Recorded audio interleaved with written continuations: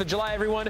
Lovely polo that Ian's sporting, supporting the United States of America on this 4th of July. We're coming in off the back of an incredible game between Paraguay and France. It was incredibly intense. Both teams got after it. Just use the word you want. There was so much shithousery in the game. It was crazy. It was nonstop. Both teams. To describe it. Who was it? Golazo for Paraguay? Yeah. He was down on the field every 10 seconds. Oh, you can't use that word. It was crazy. Yeah, whoa. Don't want to go too far. Trust me, I've been there. Sitting next to him, I've been there. Going down on the field every 10 seconds. It was crazy the way that Paraguay seemingly got in the heads of the France players by the end of the game, and it is the VAR review that ultimately awards the penalty on the challenge from Gomez on Doué, converted by Mbappe. But if not for that, then you might still be playing. How many yellow cards for Paraguay in this game? Zero. Yeah, zero. Played the referee as well. Absolutely extraordinary. Played the referee as well. Incredible. So I guess Paraguay tried to play a certain kind of game, but ultimately couldn't find enough going forward. But if anything, this game played exactly as they could have wanted it to be. Yeah, listen, this was a game plan. The first 45 minutes to work to perfection from Paraguay. Very solid, very tactical aware. Obviously understanding if you get 2v1 situations in wide area, you can nullify France. And they did an exceptional job in the first 45 minutes. But you cannot do that for 90 minutes. Top teams, world-class teams with exceptional talent on the bench and one of the greatest coaches we've ever seen in an international game will always find a way to be able to break you down. They can get ugly as well. And France had to get ugly in this game to find a way to get through an opponent that was just not going to go away easily. So I'm excited to break it down, but for me, this was just a brilliant watch. And sometimes these games are not excellent to watch for the average viewer, but for us who played the nasty game, to me, it was a good watch. I thought it was a tactical, brilliant approach from Paraguay, and they almost got it done. They just forgot to attack themselves. Yeah, look, I'm a big fan and a big advocate for teams who earn the right to win games like this. And when you look at teams that go the distance in World Cup finals, and we're backing this France team because they're stacked for talent. We saw it on display, the players that you're able to bring off the bench if you're Didier Deschamps. I mean, this France team has an edge that I did not think in a game like this, especially what we saw in the first half, Ian. I was starting to doubt, is this the game? Is this the match that maybe we start seeing the cracks in the pavement? And we got an answer to that. No.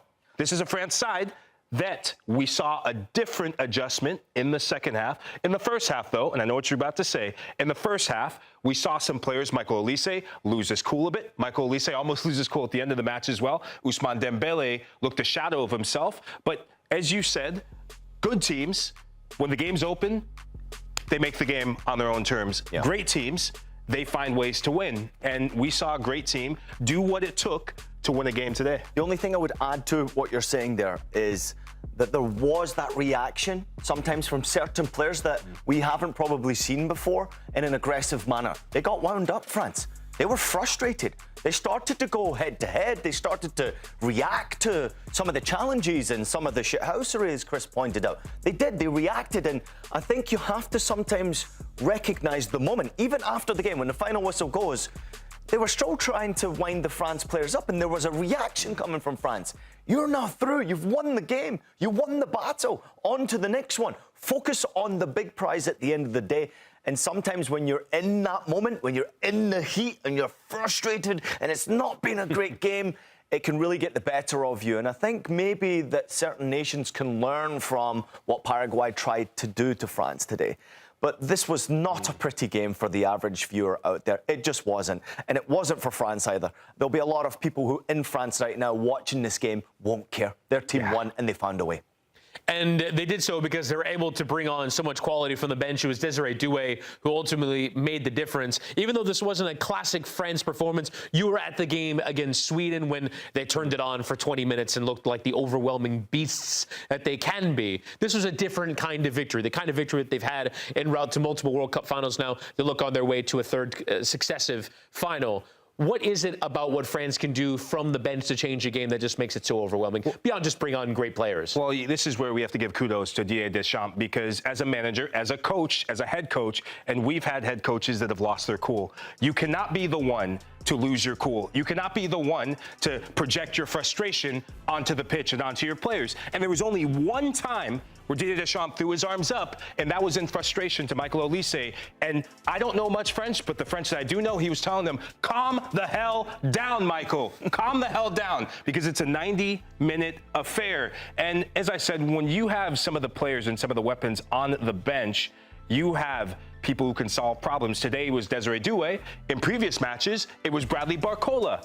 And it leads me to this, where if you're a manager and a head coach like Didier Deschamps, who is now, I think, is 24 match at the World Cup, which is the second most of all time amongst all head coaches, and you get another win like this, excellent.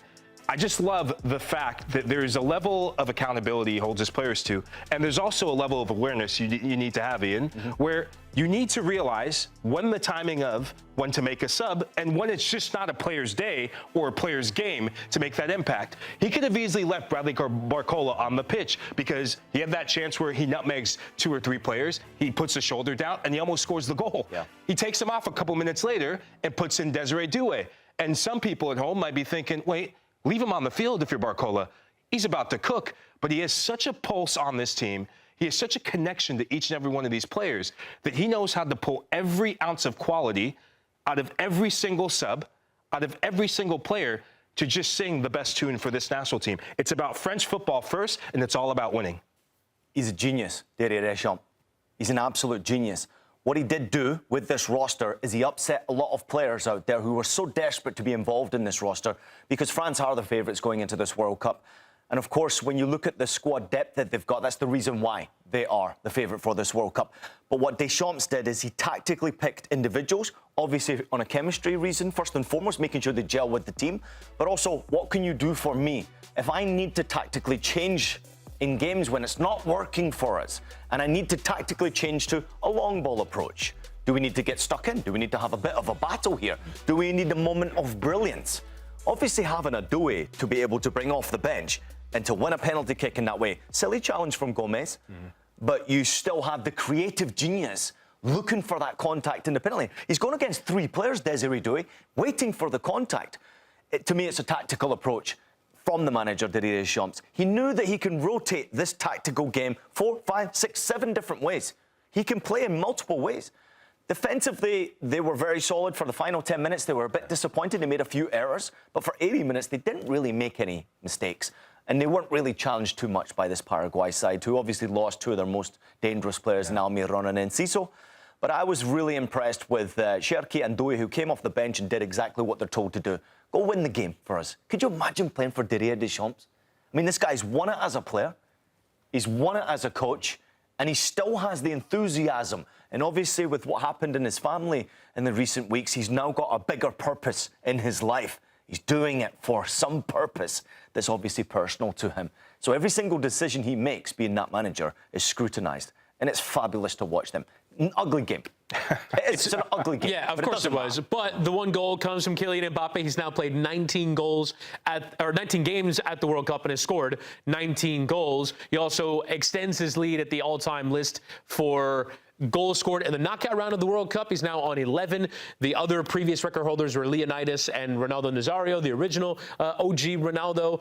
These are figures and numbers which seemed impossible. They seemed like they could not be broken, and yet the one thing that is staggering about Mbappe, beyond the fact that he's 27 doing this, is that he makes scoring at the World Cup look easy. And that is the most staggering thing. Think about the number of people that tell others, I scored a goal at the World Cup. He scores in every game at the World Cup that he plays. It's extraordinary that game after game after game, and this is a penalty, but he takes it calmly, game after game, he does his job, scores a goal. It just makes it look easy. Yeah, Ian, for you, how good is Kylian Mbappe right now versus when you thought he was coming into the World Cup?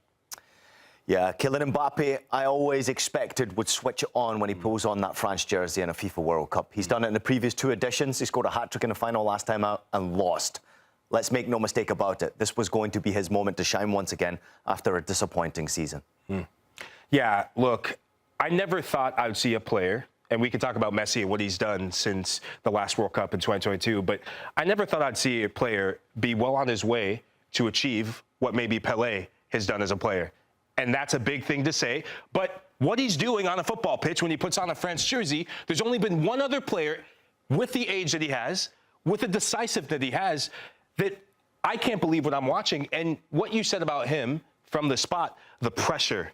I don't think people understand how much pressure there is on that penalty kick, how much pressure that goes when you're the main man for France, when you didn't have the season that a lot of Madrid fans thought you would have had. And mind you, he scored over 40 goals, and it still wasn't deemed good enough at Madrid. Madrid fans are saying, let's pay, what was that, GoFundMe to get him out? France fans are saying, we'll pay that GoFundMe to keep him in France and have him play every single day of the season. So I just love watching Kylian Mbappe. We're seeing a different Kylian Mbappe.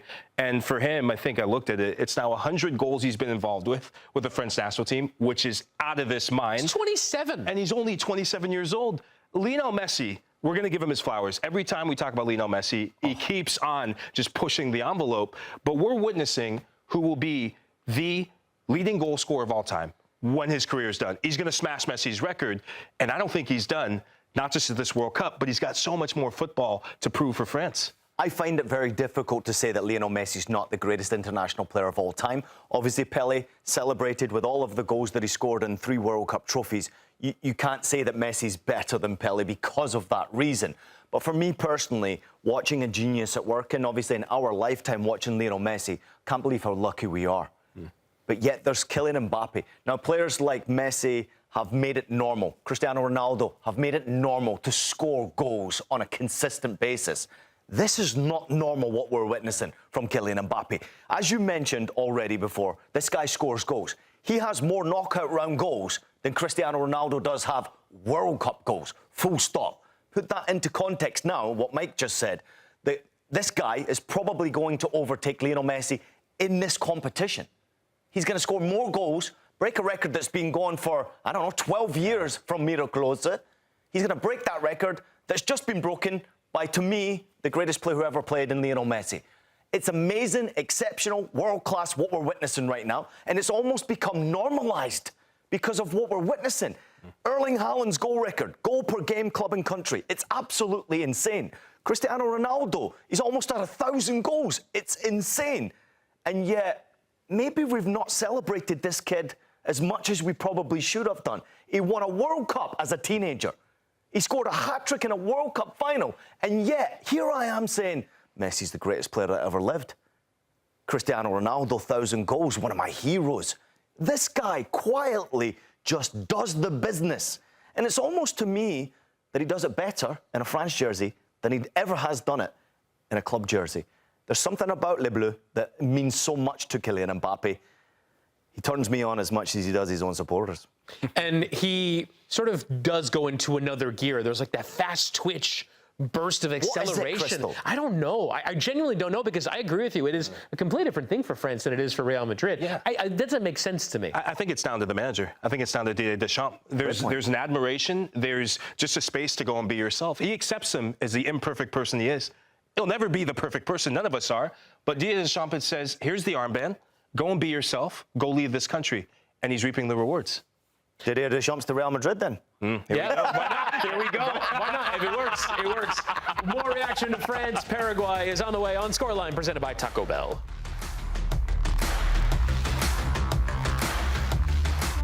At the start of every year, I find myself wondering again, constantly questioning life's mysteries.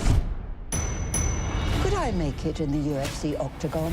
When Jeff Probst asks survivors, ready? Do they ever want to say no? Has Dexter ever considered meditation? Will Beth and Rip make it last on the new series Dutton Ranch? If not, Rip, call me. Stream new series and returning favorites, plus huge events. It's going to be the biggest year yet. Welcome to the Running Man. The rules are simple. Survive 30 days. But the entire nation is hunting you down. The grand prize, $1 billion! Win this game. Change your family's life forever. Hunt him down! People will sell you out in a heartbeat. What is happening? Welcome to the Running Man. I'm back. I'm really back. Why am I here? I'm not dead, right? Disruption on this campus will not be tolerated. If I look crazy, it's because that's how I feel. I don't know how to live in two worlds. There are others. They're not like us. We need to get out of here now. Open your eyes. Paramount Plus has a mountain of movies. Wow. New movies. Timeless movies. Guys who are running out of time movies. So get in on the latest blockbusters. Trust me. And relive the moments that get you every time. And that's all I have to say about that. A mountain of movies, now streaming on Paramount Plus. This is European soccer's biggest stage. Written in the stars! What a difference she has made! The question is, can you handle it? Can you handle it? The crowd here feels electric. Stream every match of the UEFA Women's Champions League on Paramount Plus. I lost my dad in my camp. What aren't you telling me? I'll never know what you've gone through, but I'm sure your dad will want you to be happy. I will not lose the company that my husband started. I want success. Get it for me. This business will bleed you dry. Dad, I'm playing on the house's money now. No, you're playing with the devil's money. What's the plan here? Gotta blow! Yeah, well, I'm just getting started. Landman. All episodes now streaming only on Paramount Plus.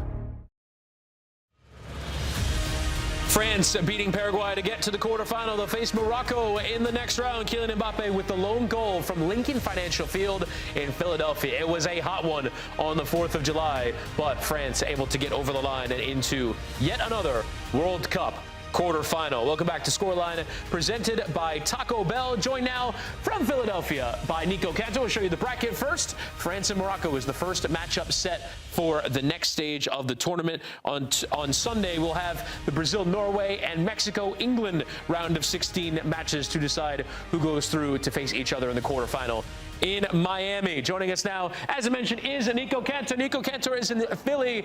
Nico, let's talk a little bit about this match and what you saw inside the stadium. You were watching this one for us. Yeah, Witty, listen, it was a lethargic game. I think Paraguay set out to do what they wanted to do, right? And they almost pulled it off. A penalty goal, and that's all she wrote. You know, France knew that this game was going to be difficult.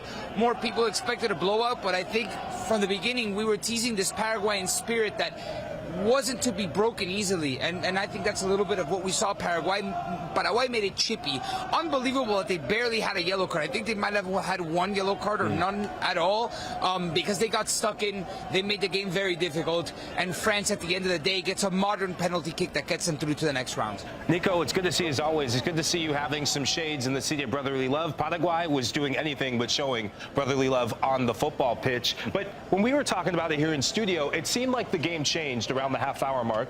Alderete goes down with an injury. Julio Enciso goes down. And then Miguel Almiron goes down with what looks like a hamstring injury. What was the reaction amongst Paraguayan fans when they saw all that unfolding on the pitch?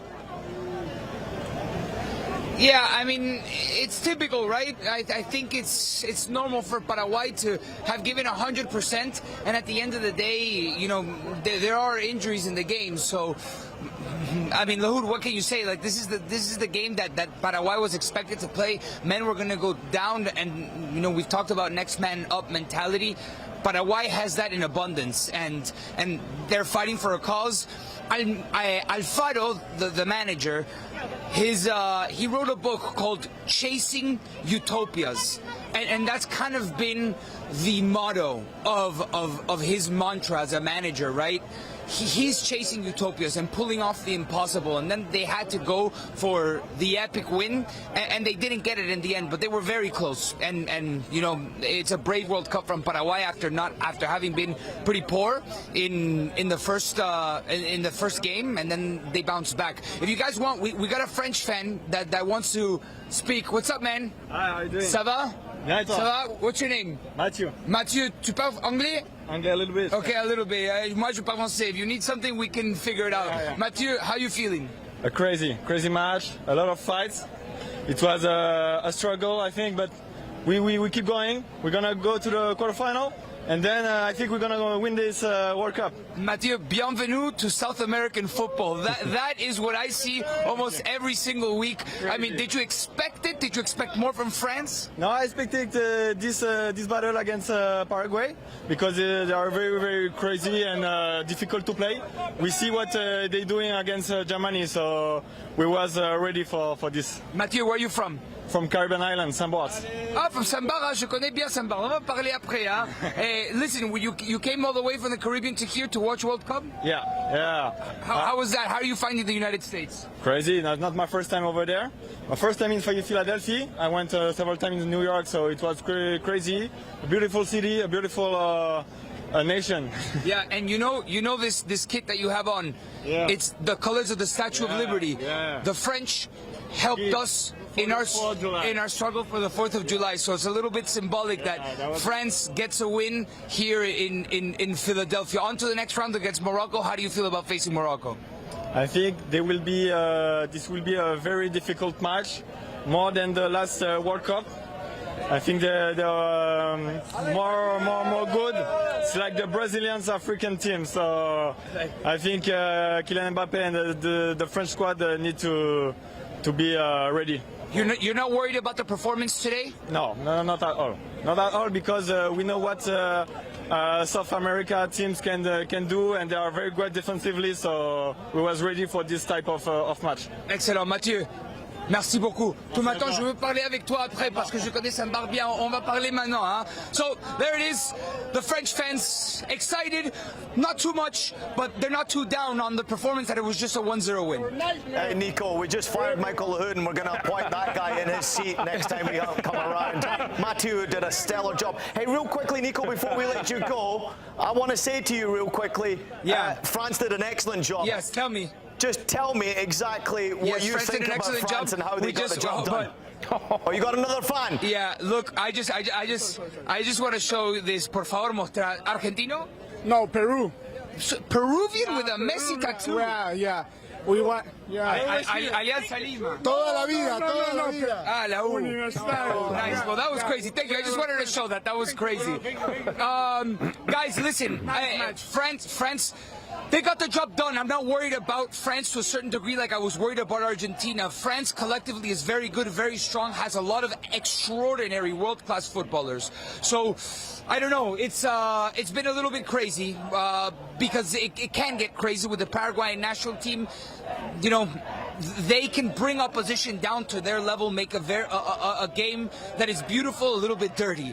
But it's what we expected. It's what I expect as a South American football lover from a match with Paraguay. So, at the end of the day, you move on against Morocco. It's two teams that are going to want to play each other. They're going to want to play football. They're going to want to be open, expansive. These are two teams that like to treat the ball really well. I think we're in for a huge spectacle in Boston. We've seen that performance all too many times from teams like Paraguay in the past. Nico Cantor from Philadelphia. Appreciate the time, sir. Bye, guys. Thank you. And a reminder, you can watch Coast to Coast, the series following Nico on his trip around the country for this World Cup. Scanning that QR code on your screen for episode 1 in California. Now, guys, Kylian Mbappe has been speaking after the game. A few quotes from him. He is less than pleased after this game. He says, quote, "We show Paraguay that if they want to play dirty, we can also play dirty." Yep. Quote, "If they tell us to F off, we will also tell them to F off." And quote, "Paraguay did not want to play football, and we showed them we knew how to do that. We won, and we were better than them." Clearly, there was some element of Paraguay getting in their heads. They're not happy with how this game went, but they advanced, and that's really all that matters. Yeah, listen, this is certainly a game that will get underneath your skin, and it's one that you have to respond to in a certain way. I thought France did exceptionally well, keeping their composure in the first 45 minutes, lost their temper a little bit in the second half, but still tactically rotated a little bit to be able to try and find those little wins. In the wide areas, it continued to be the case, 1 against 2. You have to find a way to outnumber or match the numbers in wide area. They did that by bringing Doué on with a little bit more pace and counter-attacking. I just thought that France figured it out, and they were willing to go toe-to-toe. They were willing to go head-to-head. They were willing to go into battle.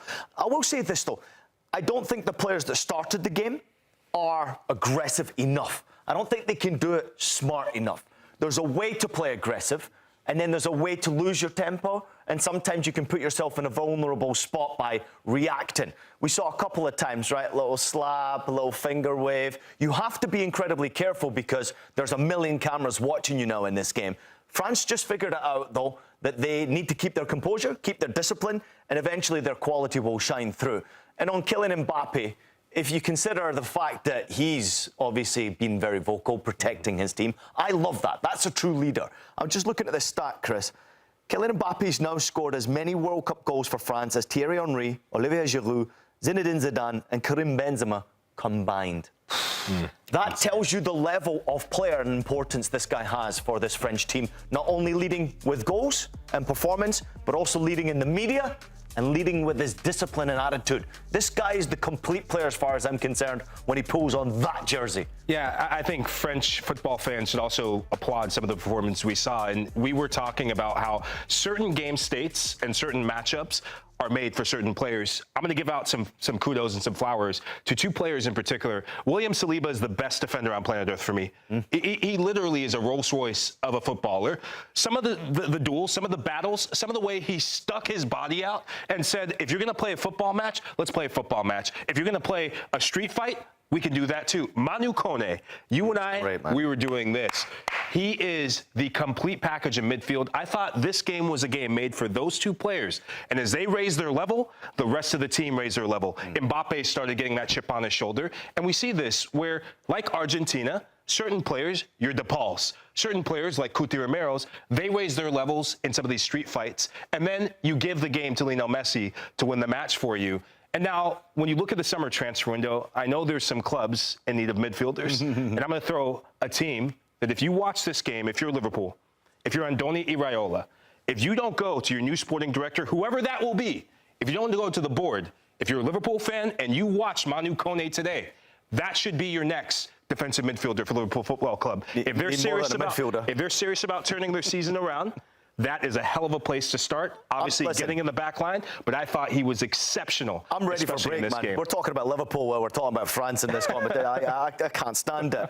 Listen, I'm going to add just one thing. What a player. And also Deschamps picking him for this game, obviously the way they've performed in midfield in particular.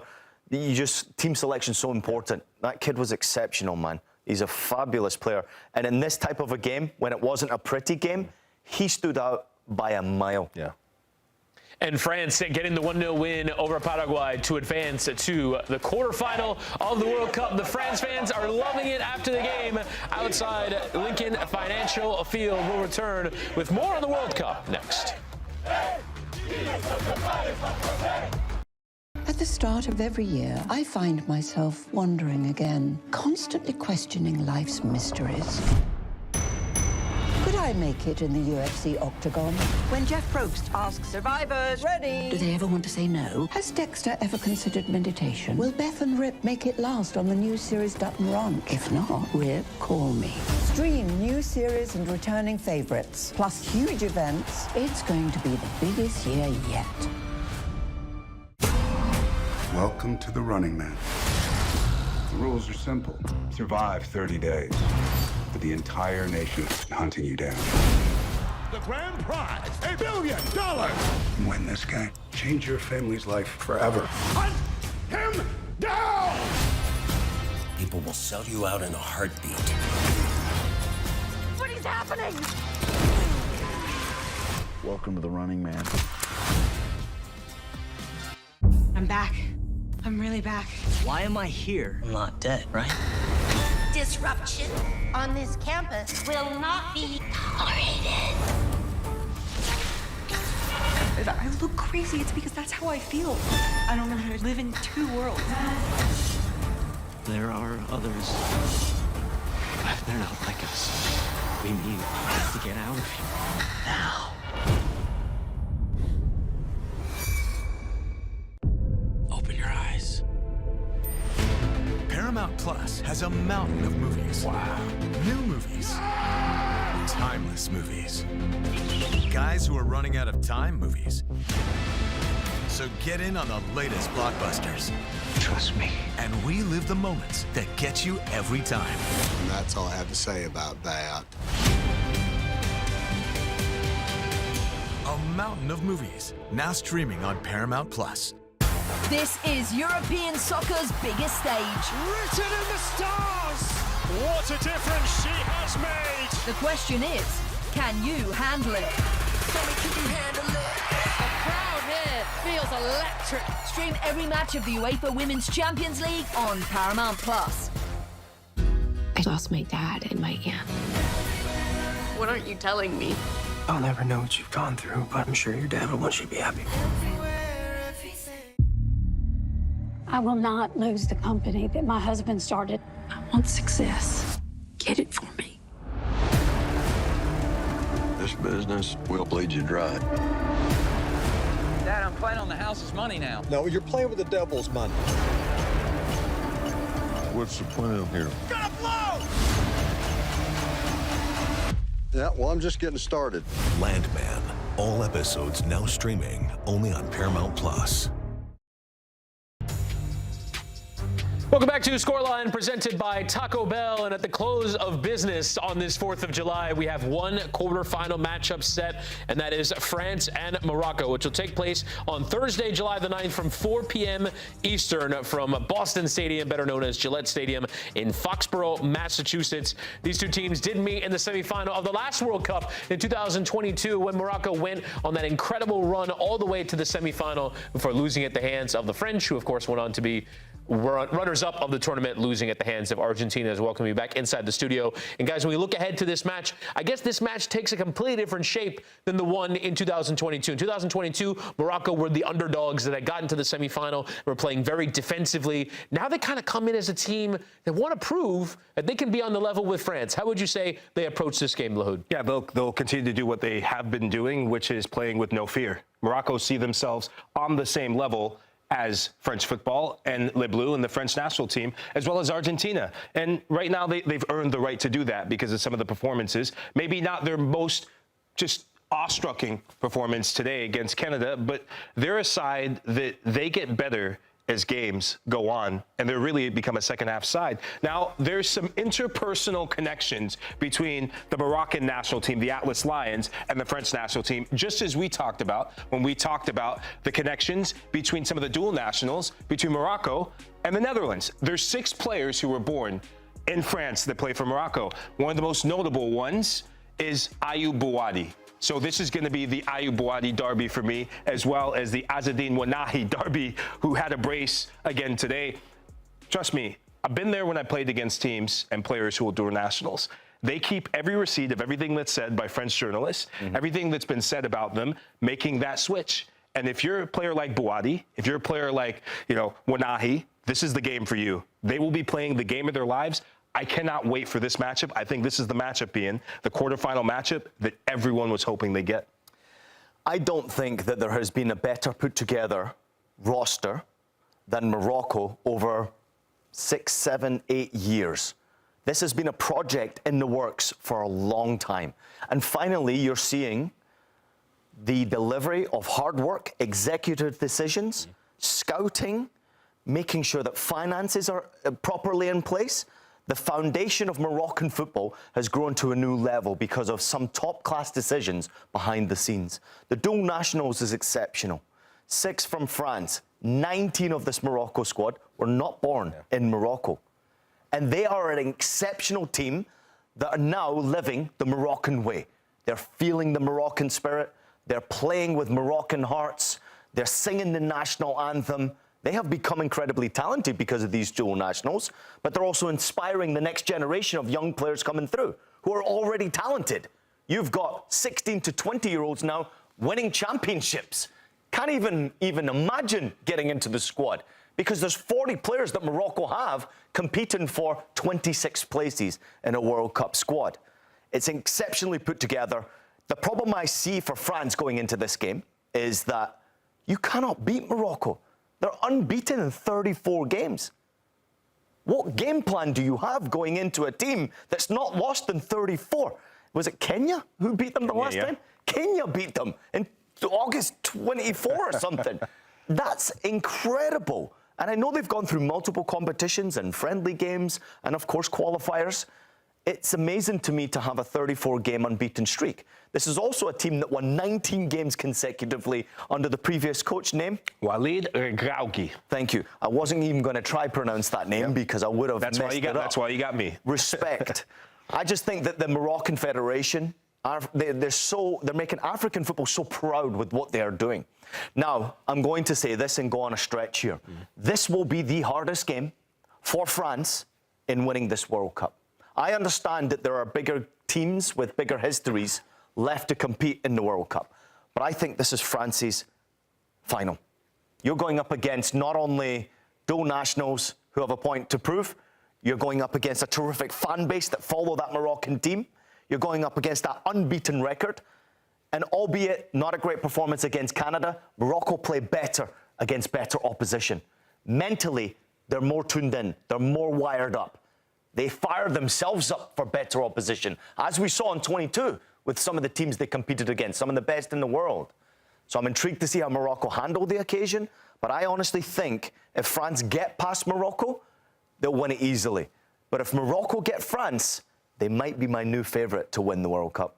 And here I was thinking that the most difficult game for France could be the United States of America in the semifinal. But, you know, that's perhaps me being optimistic on this 4th of July. Let's talk a bit, though, about the manager, because you mentioned Regragui and that change. We have a new coach who's only been in charge since the March international window. He did not have a lot of time, and he seems to be figuring out all the right ways to get this team to be playing good football. Mohamed Ouabi, who's been in charge of this team, what is the job that he's done to get this team to take another step at a World Cup? I think he's been bold, and I think he actually mirrors what the ambition of this federation is. And Ian, you did an excellent job painting the picture of what the foundation and what the ambitions are for Moroccan football. One thing that no one is talking about that I want to put into perspective is he's not afraid to make subs. Yeah.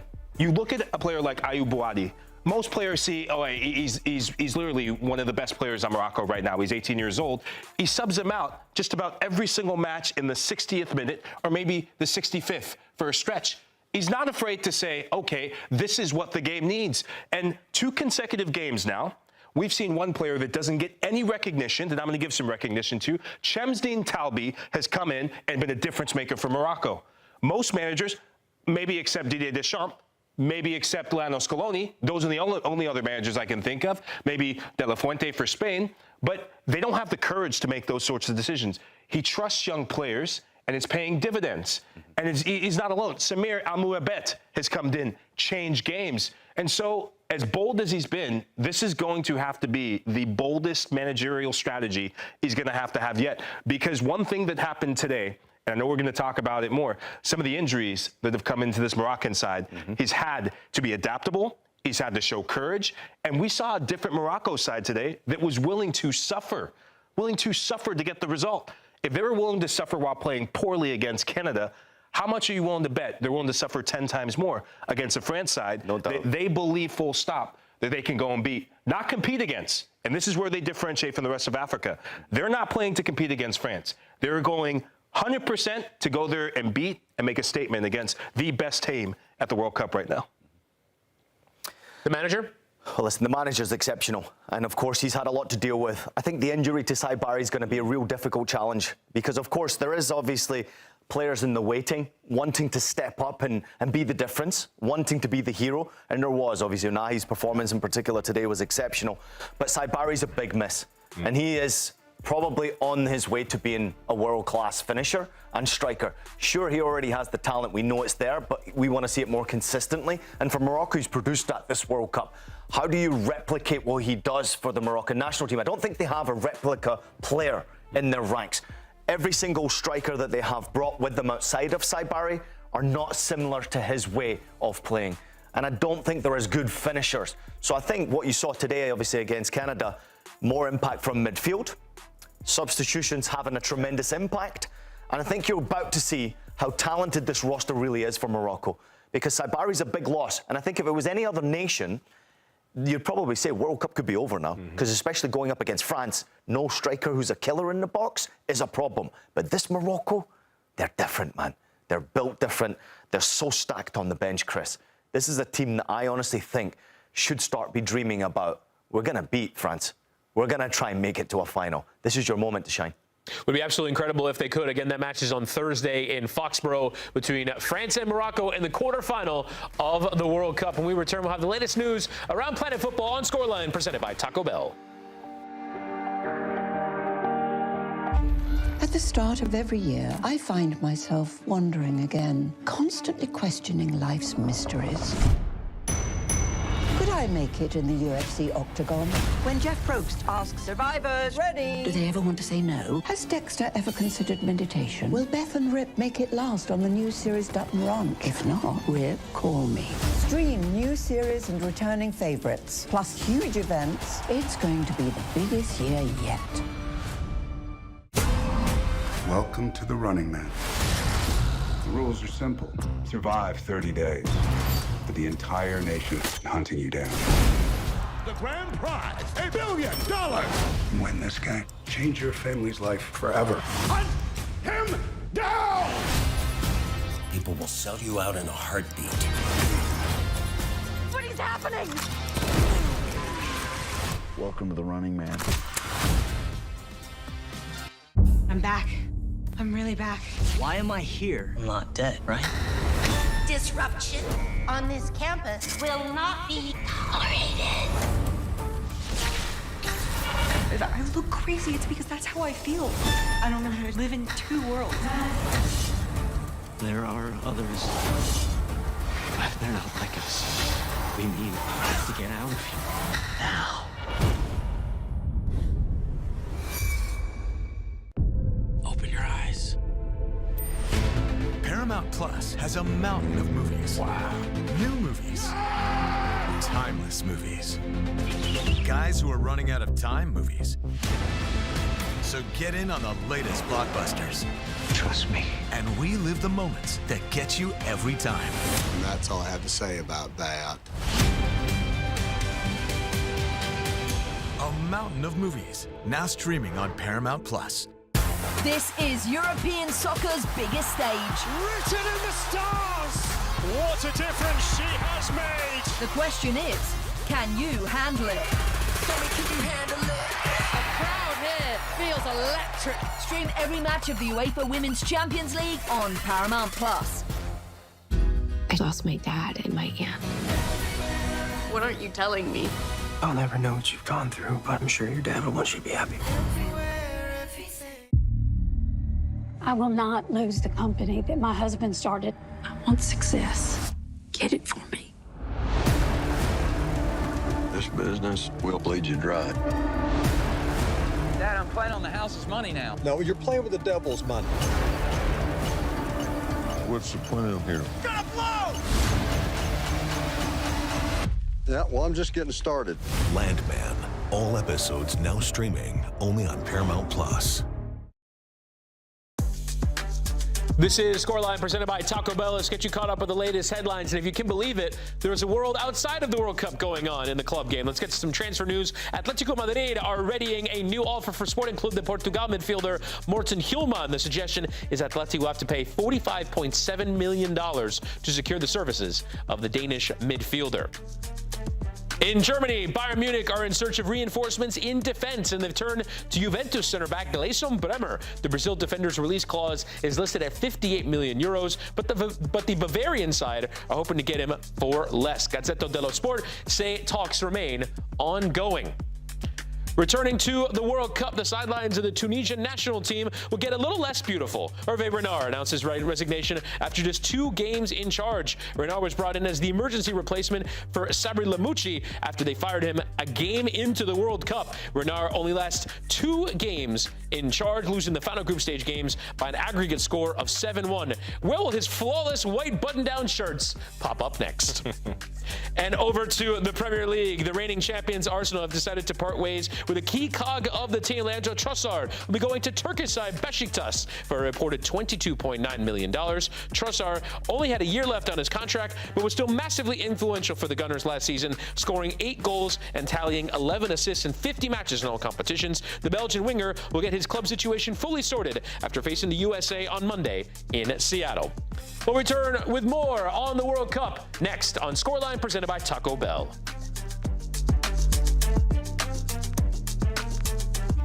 At At the start of every year, I find myself wondering again, constantly questioning life's mysteries.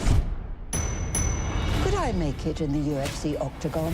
When Jeff Probst asks survivors, ready? Do they ever want to say no? Has Dexter ever considered meditation? Will Beth and Rip make it last on the new series Dutton Ranch? If not, Rip, call me. Stream new series and returning favorites, plus huge events. It's going to be the biggest year yet. Welcome to the Running Man. The rules are simple. Survive 30 days. But the entire nation hunting you down. The grand prize, $1 billion. Win this game. Change your family's life forever. Hunt him down! People will sell you out in a heartbeat. What is happening? Welcome to the Running Man. I'm back. I'm really back. Why am I here? I'm not dead, right? Disruption on this campus will not be tolerated. If I look crazy, it's because that's how I feel. I don't know how to live in two worlds. There are others.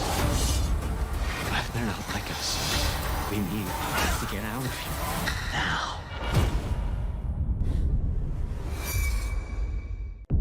Open your eyes. Paramount Plus has a mountain of movies. Wow. New movies. Timeless movies. Guys who are running out of time movies. So get in on the latest blockbusters. Trust me. And relive the moments that get you every time. And that's all I have to say about that. A mountain of movies, now streaming on Paramount Plus. This is European soccer's biggest stage. Written in the stars! What a difference she has made! The question is, can you handle it? Tell me, can you handle it? The crowd here feels electric. Stream every match of the UEFA Women's Champions League on Paramount Plus. I lost my dad and my aunt. What aren't you telling me? I'll never know what you've gone through, but I'm sure your dad will want you to be happy. I will not lose the company that my husband started. I want success. Get it for me. This business will bleed you dry. Dad, I'm playing on the house's money now. No, you're playing with the devil's money. What's the plan here? Gotta blow! Yeah, well, I'm just getting started. Landman. All episodes now streaming only on Paramount Plus. This is a Scoreline presented by Taco Bell, a massive one coming up on Sunday to kick things off from 4 p.m. Eastern Time in East Rutherford, New Jersey. It is Brazil taking on Norway with only one spot in the quarterfinal available. Let's hear from the Brazil striker Endrick in the build-up to this one. Jogo onde vai ser os dois times querendo buscar a vitória em todo momento, com grandes jogadores. E eu espero que a gente possa fazer um maravilhoso jogo. A gente está buscando sempre melhorar, sempre fazer o que o Mister pede e entrar bem em todos os jogos, porque a gente sabe que agora não tem margem para erro. No último jogo a gente saiu perdendo e custou a gente chegar no segundo gol, então a gente sabe que um mínimo erro vai ser muito difícil, então a gente tem que seguir bem, seguir trabalhando como a gente fez em todos os jogos e mesmo se acontecer isso de sair atrás, fazer o que a gente fez no último jogo, manter a calma, manter a tranquilidade e buscar sempre a vitória, porque a gente sabe que agora é mata-mata, então a gente tem que matar e é matar ou matar. Two brilliant games on Sunday, Brazil, Norway, and then Mexico and England in the nightcap. We want to focus, guys, on this match between Brazil and Norway. In the overall, I think Brazil came into this tournament without really status as favorites for the first time in quite some time. I think we talk about Brazil and the stars above the crest, and we think this is going to be one of the teams that can win it. Do you think they've changed your mind as maybe being from that second tier to being a top-level contender for this tournament? Well, I think this is going to be the game or one of the games that decides that. I think that actually this is the game that starts having that conversation and changes my mind, because I still have questions about the Brazilian national team. And most World Cups, I never have questions about them, except as of late, they've gotten knocked out at quarterfinals, and that's kind of been a bit of their bogey round. But this is an opportunity for certain players and a certain manager in Carlo Ancelotti to really make a statement at this World Cup. What we saw from Brazil in that first half, or maybe even first 60 minutes against Japan, is you can get at them, you can frustrate them, and that midfield is brittle as Wafers Crisps. And that's pretty damn brittle at times. But I give them this, that they found ways to come up with solutions, and big players like a Casemiro, although he's looked vulnerable defensively, he's come up with big tackles. He's also come up with a massive goal with the headed goal he got. And of course, there's a one Vinny Jr. who stepped up significantly, who has looked more like the real deal at this World Cup. And for me, with this Brazilian national team, I know people are talking about Endrick. I know people are hoping to see a Neymar. I was disappointed not to see Neymar in the previous match, but this seems like this is Vinny Jr.'s World Cup to truly announce himself even more for La Seleção fans. What do you make of the job he's done so far, Vinicius Jr.? Oh, he looks like he wants to take responsibility and be the main man for Brazil. Okay, you can point to the match against Haiti, or Scotland, I should say, where Scotland were dreadful, and they gifted him some of the goals. But say that one more time. Scotland were they were pretty crap. We'll have to say that. But apart from that, not to put our Scotsman friend to the sword, but I was worried about Vinny Jr. in qualifiers because he seemed like, even though Brazil were looking for who was going to be that next person to fill the void for Neymar, he seemed like he didn't want the pressure. Carlo Ancelotti at one point gave him the number 10 jersey and tried to put him in the middle of the field, tried to put him in different spots, and he seems to have found a home with this sense of freedom that Ancelotti's given him. And I think Carlo Ancelotti said, give me the effort to press a bit more. Give me the effort, the first effort from a defensive standpoint. Be yourself. Go dribble past a handful of players. If you lose the ball, we have other players that will cover for you. But he's playing with a sense of freedom that I haven't seen him play for. We didn't see it at Copa America. We didn't see it through qualifiers. I think we're now starting to see it at the World Cup. And it shows in the number of goals he scored. I mean, in the group stages, he was the main man for Brazil, and he needs to be the main man once again against Norway. I think they need to take it to another level, Brazil, if they're to have any success. And that includes getting past Norway. You need to be taking your opportunities in front of goal. I want to see more shots from them. They're averaging about 15 shots, something like that, per game. I think if you go over the 4-game period, it's the lowest on record that they've had over 4 games in a FIFA World Cup in over 25 years. So what is it about this Brazil team? Like, what's lacking? Now, there is an immense amount of talent that they have in their group. Obviously, Vinicius Jr. is one of them, and he deserves to get his credit. But I still want to see more from him. I still want to see more goals. Bruno Guimaraes has been quietly successful for them. He's got 4 assists already in this World Cup. I didn't even have a clue that they were in Scotland's group. I watched every Brazil game. I had no idea that Bruno Guimaraes had 4 assists. I think only Pele in 1970 had more assists. He had 6 assists, which is crazy to say, in 1970. But quietly, they've got players performing. But I still want to see them make more noise. This is Brazil. This is the FIFA World Cup. We're talking about Morocco and France and England. Even Mexico are getting more headlines than this Brazil team. You know, where's the statement from Brazil? They need to make a statement. Erling Haaland and all these roars out there are making so much noise, the Viking roar. Now's the time to put them to the sword a little bit. Sorry, pun intended. Ooh. But now's the time to put them to the sword. If you're going to make a statement, you've got to do so in big games like this. But easier said than done. You're coming up against the Norway side that are actually a very good side. They're a team that concede a lot of goals and also score a lot of goals, right? We've seen them be, punished heavily against France in their group stage. They've conceded 8 goals already in the competition, but they've scored a lot, right? And they've scored enough to get themselves through to the stage and created some sort of history.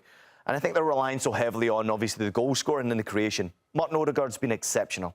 Absolutely brilliant. But I always think it comes down to Erling Haaland when it comes down to big games. I just want to make one point about what they've done, obviously, offensively, especially with Odegaard in his creation. It's been fun to watch, very pleasing on the eye. But let's not forget that over this period of time getting qualification through the group, Norway actually put themselves into a position where they could rest their best players against France. So no Erling Haaland and no Odegaard. Those 2 players had 1 game, obviously, to go through to get to this point in the knockout stage, which means that they played 1 game in 13 days. So you've got Erling Haaland and Odegaard rested, ready to rock and roll. You've got a guy who's scored, I think it's 13 consecutive games, 25 goals in 13 consecutive games. This is going to be a challenge for Brazil. I hate to say it that it's coming from Norway, but with Erling Haaland and Martin Odegaard, they are two of the best players, I think, at this competition. And if they turn it on, Brazil could be in trouble, you know. And that one game that they played was indoors as well. The one thing you will say, though, it has been very hot in the northeast of the country, which is where the game will be played, a 4 p.m. kickoff from MetLife in New Jersey. So Norway are going to have to be ready for the conditions. And for more on this game, let's bring in our gambling expert, John Buckets Eimer, who is live with us now. And Buckets, what do you have for us on this match in terms of your 3 best bets for Norway against Brazil? Got 3 best bet for you guys, but first of all, Ian, Paul, Joy, I love you so much. You just built up everything I was about to say, and you're going to make me look smarter than I actually am, because bet number 1, we don't trust Norway's defense. As Ian said, they've conceded 8 goals already, so why would we expect them to fix that against a Brazil side who has better attacks than what they've been dealing with? Both teams to score in over 2.5 goals at plus money. Yes, please, plus 110. I will take that regardless of Norway's opponents, because they're going to have to score goals knowing how much their defense has been struggling. I think we're going to see at least 4 goals in this game, so I'm expecting this to hit maybe even in the first half if we want to get crazy with it. But bet number 2, Erling Haaland anytime goal scorer. I believe Ian said he scored in 13 games straight now, 25 goals over 13 matches. He is just inevitable at this point. It doesn't matter where he is on the pitch or what's going on. He's going to find that goal, and I'm going to take him if we ever get him at plus money. And at plus 130, it's definitely worth a stab for me. And then the big one. I don't know if y'all can smell that, but I smell some upsets in the water taking place tomorrow. I think we're going to see not just 1, but 2 upsets, which I can say now that none of our English friends are in studio. I expect Mexico to advance, but I also expect Norway to advance at plus 180. I have heard you guys talk about to death how this Brazil squad is just not what they're used to seeing when they're wearing the yellow jersey. It is not the Brazil of old, and they're struggling to find consistency, even though some of their players like Vinny and Bruno have been amazing. I think this is the one opportunity that Norway have to find that blood in the water and to go for it and to make something incredible happen and advance. So make sure you're betting responsibly. It gets a little bit crazy here, but I like Norway at plus 180 to advance. Ooh, hey, Buckets, real quickly, you just said there was a possibility of hitting that over 2.5 and both teams to score. Over 2.5 in the first half. It's plus 484, which you just said right there, something interesting. You also said something controversial that maybe stirred up our group a little bit here, that Norway's going to knock Brazil out. I back my boy. You do? I back my boy, John Buckets. Buckets, reach with the left hand. What's in the cup, man? Because you're definitely drinking. What's in the cup? Please don't get him to pick up any beverage. We saw what happened already. Vinny Jr. is going to go up against Pedersen. You think Brazil are going to knock Norway out? I think so. I don't. I think it's the statement game. I think it's going to be the statement win. Norway will knock Brazil out of this competition. Gabby going against Erling Haaland.